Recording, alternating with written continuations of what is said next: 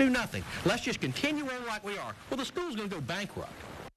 More developments on the future of South Carolina State. It's still very unclear tonight as lawmakers lock horns at the State House. Good evening. I'm Janet Parker. And I'm Brian McConkey. There have been some significant developments in the last 36 hours or so. A proviso to shut down the state's only public historically black college, taking another step forward tonight, and that is only just one part of the story right now. Here's what we know tonight. This morning, the Legislative Black Caucus giving SC State President Thomas Elzey a no-confidence vote demanding he resign. Elzey says he will not step down. Then this afternoon, a committee of House lawmakers pushing along a measure that would close SC State for one fiscal year to help the school get its finances in order. So an issue that is taking center stage at the State House right now is got a lot of people talking. Our Tara Pettit live there with what all of this means. Tara? Brian, Janet, the main issue right now, a representative saying the main issue now is in trying to create a plan for SC State is disagreement on how things ought to happen. However, one thing the Legislative Black Caucus and the committee are agreeing on tonight is that the university is suffering under its current leadership. The Legislative Black Caucus calling on SC State President Thomas Elzey, saying he has proven he cannot lead the university past its financial woes. It is easier for one person to step off the scene than to let an entire university go down.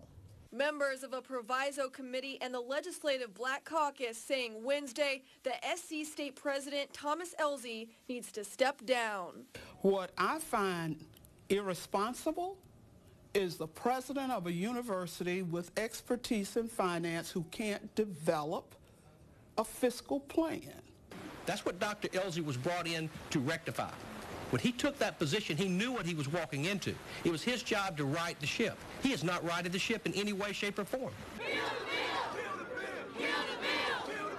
While students continue to rally around their school and president, Elzey says he will not resign. He is accusing lawmakers of putting politics above students' interests, something they dispute. This is not about politics.